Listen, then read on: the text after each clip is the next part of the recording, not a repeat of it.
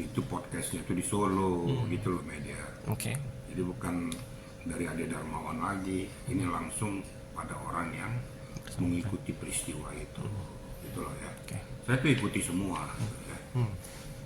Baik, assalamualaikum warahmatullahi wabarakatuh. Selamat siang dan salam sejahtera untuk kita semua. Jadi gini media ya, kalau kita berbicara tentang masalah ijazah Pak Jokowi, sebenarnya saya pribadi saya sudah bosan sebenarnya, karena isinya tidak jauh dari itu dan itu terus. Antara rival kedua belah pihak pasti bahasanya pasti seperti itu. Dari pihak Roy Suryo pasti akan berusaha dengan bahasanya sendiri. Tapi dari pihak sebelah itu bahasanya itu berakidah hukum sesuai dengan data fakta yang ada, gitu loh. Jadi kita masuk kepada substansi ya. Itu Pak Suhadi langsung yang dari sana. Setelah itu mendapatkan informasi daripada beliau Pak Jokowi ya. Tapi kalau ada, nggak usah terlalu dibesarkan juga masalah gebrak meja tuh. Sebenarnya Pak Jokowi juga nggak gebrak meja lah ya. Ya namanya ya orang lagi kecewa atau kesal bisa aja mungkin ya. Karena beliau kan mengetahui bahwa peristiwa ini tidak sulit, gampang untuk dipecahkan dan gampang untuk dibuktikan. Gitu. Makanya beliau bersuara seperti kalau seandainya ini nggak selesai ya saya akan bicara. Kalau seandainya orang berada di belakangnya itu yang menghambat itu saya akan bicara nanti. Kan itu menurut informasi dari Pak Suhadi. Namun demikian kita kembali kepada pokok masalah ya. Tentang masalah apakah ini P21 atau belum atau penyerahan tahap 2. Kalau kita orang masyarakat luas kan selalu berpikir instan gitu loh. Kenapa saya bilang instan? Walaupun memang terlalu lama ya. Dia nggak mengerti bagaimana sirkulasi dan perjalanan dari mulai BAP ini dilakukan, kemudian ada perubahan-perubahan, ya, kemudian dialihkan ke JPU, kemudian ada petunjuk dari JPU, gitu loh. Dan juga harus diingat, kalaupun ada mungkin perubahan, kan ini kan perubahan KUHP dan KUHP yang baru. Kalau di KUHP yang lama itu pasal 310, 311 contohnya nih, di KUHP yang baru di pasal 243 atau 243 244 mungkin ya sekitar itu. Jadi ada undang-undang ITE juga. Jadi perubahannya kan harus dibuat sirkulasinya. Kemudian kan ada yang RJ kan, jadi berupa RJ itu ada 3 orang itu kan harus dirubah juga bahwa ini tidak masuk lagi di dalam BAP itu, tidak masuk dalam peristiwa daripada pencemaran nama baik. Tapi yakinlah dengan peristiwa ini bahwa feeling saya mengatakan itu pasti bermuara kepada P21. Kita tunggu aja seperti apa Kabit Mus bilang tuh, ya siapa yang bilang belum P21. Ini sebenarnya kan bahasa implisit yang harus sudah kita tangkap. Berani seorang pejabat Polda ngomong kayak gitu berarti dia sudah mengerti, mengetahui sirkulasi posisi kasus. Siapa yang bilang dihentikan, dasarnya apa? Ya, nanti surprise ya. Nah, mungkin kena ada agenda-agenda daripada kepolisian ya. Ada ini agenda ini menjelang 1 Juni juga ya.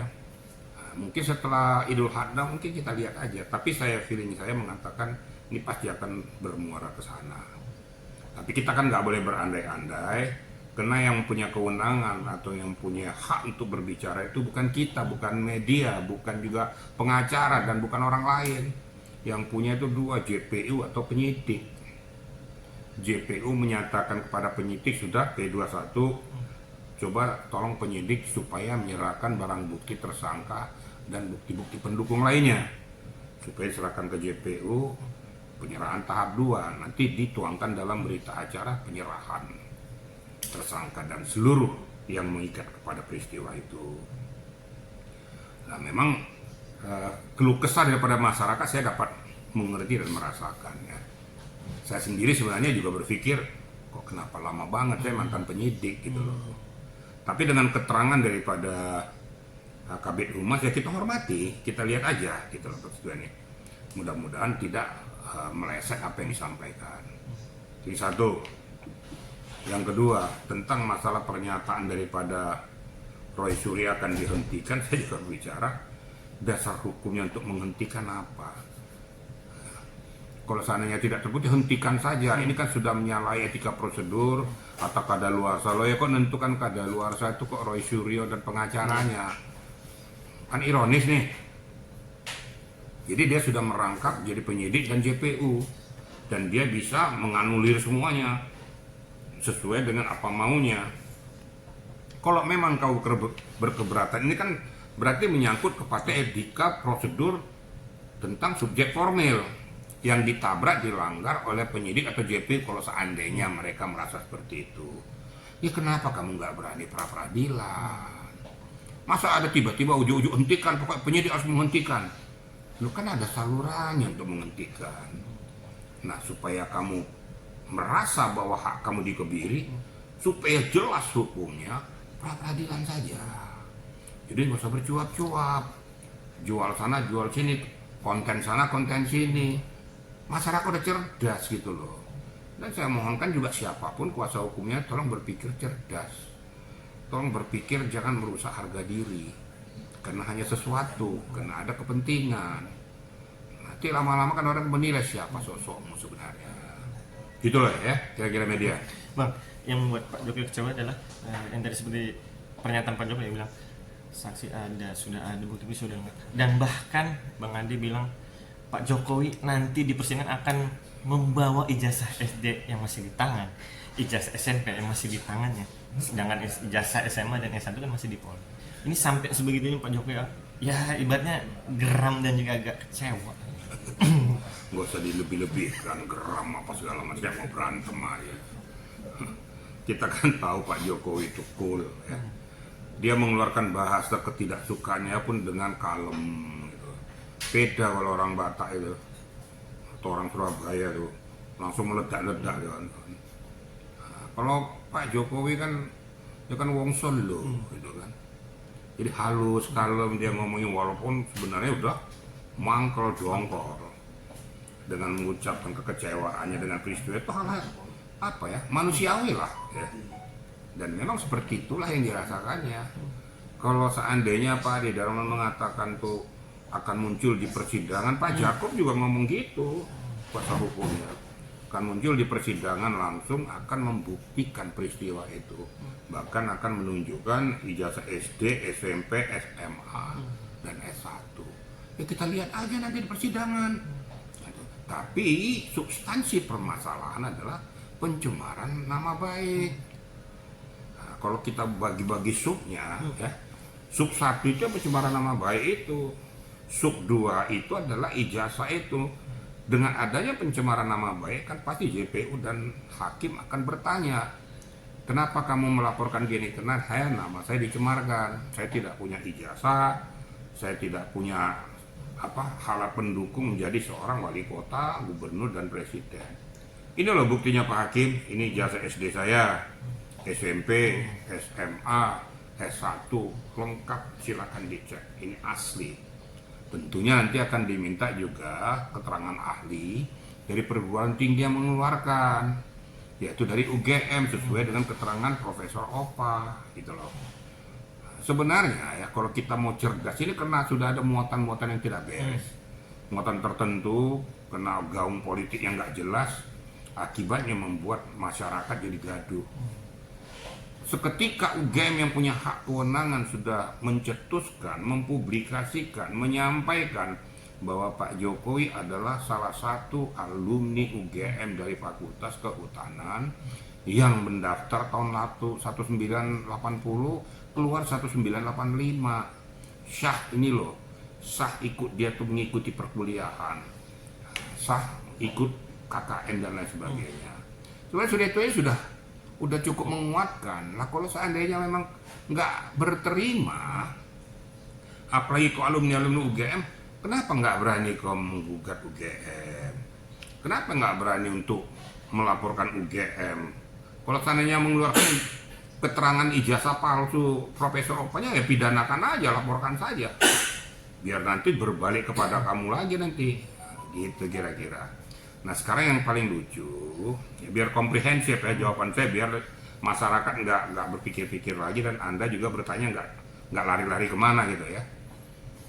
Ada yang mengatakan kuasa hukumnya kami akan melaporkan tentang komposisi ijazah Pak Jokowi yang dikatakan oleh Andi Aswan berdasarkan fotokopi juga, kan gitu, ke Baris Krim Polri. Lah, Bapak kan sudah lupa, Bapak tidur waktu itu ya Pak. Para kuasa hukumnya tidur. Itu kan sudah pernah dilaporkan. Kan nggak mungkin nebis, ya. Nggak mungkin nebis dan idem. Sudah dilaporkan, sudah diteliti, ya. Dan ingat bahwa kau melaporkan itu tidak punya hak kewenangan sebagai pelapor, tapi sebagai dumas. Karena tidak punya hubungan hukum dan tidak punya legal standing. Kalau seandainya dalam peristiwa dumas itu penyidik atau penyelidik menelusuri ini ada benang merah terjadinya dugaan peristiwa pidana, itu yang dikeluarkan adalah LP model A. Karena yang menangani adalah penyidik atau penyelidik, tapi kamu statusnya sebagai dumas. Kalau nanti seandainya itu terjadi, kamu hanya diminta sebagai saksi, bukan saksi pelapor. Jangan salah makan obat, biar tahu etika prosedur hukum gitu loh. Jadi nggak mungkin bisa dilaporkan lagi. Ada tuh katanya ahli pidana tapi nggak ngerti pidana juga kan gitu kan, ngomong seperti itu, mau dilaporkan lagi bahwa ternyata itu Andi Aswan mengatakan ini apa ijazahnya Pak Jokowi tapi berbeda gitu loh. Kan bukan Pak Jokowi. Kenapa Pak Jokowi yang ribut loh? Karena dalam speak up kalian, dalam sehari-harinya kalian sudah menyinggung harkat martabat daripada Pak Jokowi. Kalau seandainya kau berbicara mau melaporkan Andi Aswan berbeda kan gitu. Ini yang kamu sudah melaporkan ijazah Pak Jokowi palsu. Coba ingat substansinya loh ya. Jadi jangan salah makan obat, yang berikan komprehensif ya. Kalau yang Anda laporkan itu adalah Andi Aswan menyebarkan ijazah seolah-olah ini ijazah Pak Jokowi tapi palsu menurut hemat kalian, Andi Aswan. Bukan tiba-tiba kan menyerodok melaporkan bahwa ijazah Pak Jokowi palsu. Ini kan sudah salah nih, salah kaprah. Jadi saya luruskan, ya wajar seorang Pak Jokowi itu merasa terhina, tercemar dengan perilaku mereka itu. Karena speak up dan mempublikasikan ternyata ijazah Pak Jokowi palsu. Palsu kan begitu. Ya dilaporkan. Nah kalau seandainya kamu berkeberatan dengan laporan ini ya counter attack dong. Tapi bukan counter attack cuap-cuap. Kalau melaporkan secara hukum, kau juga counter attack dengan akidah hukum. Bukan publikasi nggak karuan, ke media ngomong cuap-cuap nggak karuan, tunjukkan wayang-wayang nggak karuan, sampai 99,9% seolah-olah kamu Tuhan. Ini kamu sudah mendahului yang maha kuasa nih. Kau sudah bisa memastikan bahwa ijazah Pak Jokowi palsu. Sementara data bukti hasil penelitianmu dengan menggunakan ijazah palsu alias fotokopi. Ini cerdas-cerdas dikit kayak gitu ya. Kalau kamu merasa keberatan itu, kalau memang tadinya kamu mau petunkan, ada yang bilang petunkan saja, ada pembandingnya. Karena kalau dibilang petun itu adalah dua ya, subjek yang seolah-olah berbeda, maka dipetunkan dia untuk menunjukkan mana yang asli, itu baru namanya petun. Kalau enggak, apa hubungan hukumnya? Yang berhak itu cuma UGM. Kalaupun ada sesuatu peristiwa di sini, kalau mau minta supaya ditunjukkan ijazahnya itu, tidak ada yang berhak siapapun. Mendikbud aja nggak bisa minta. Tuh loh. Ini Mendikbud lah ya. Sekarang Menteri apa? Bukan sekarang ya, Mendikbud lah coba itu ya. Nggak berhak.